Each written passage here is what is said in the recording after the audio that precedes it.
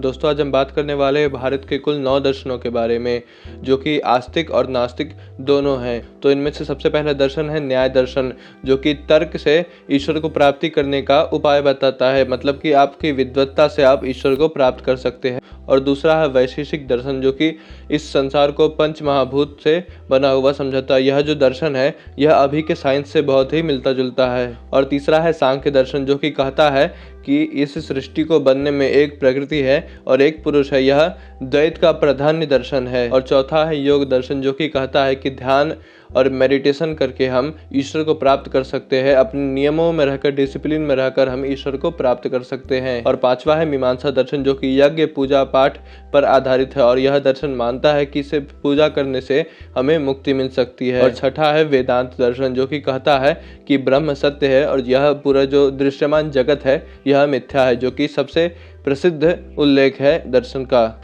और सातवां है बौद्ध दर्शन, जो कि कहता है कि दुख का कारण हमारी इच्छाएं हैं और इन सभी को छोड़कर हम जब महानिर्वाण को प्राप्त करते हैं तभी हमारी मुक्ति होती है। और आठवां है जैन दर्शन, जो कि कहता है कि तपस्या और अहिंसा से ही कर्म से मुक्ति होती है, इस संसार से मुक्ति होती है। और नौवां दर्शन है चार्वाक दर्शन, जिसे कि नास्तिक दर्शन भी कहा जाता है। यह किसी भी कहे हुए प्रमाण को नहीं मानता। यह कहता है कि जो दिख रहा है वही सत्य है, मृत्यु के बाद कुछ नहीं, ना मृत्यु से पहले कुछ था, इसीलिए संसार का भोग करो, तुम मुक्ति के लिए नहीं बने हुए हो।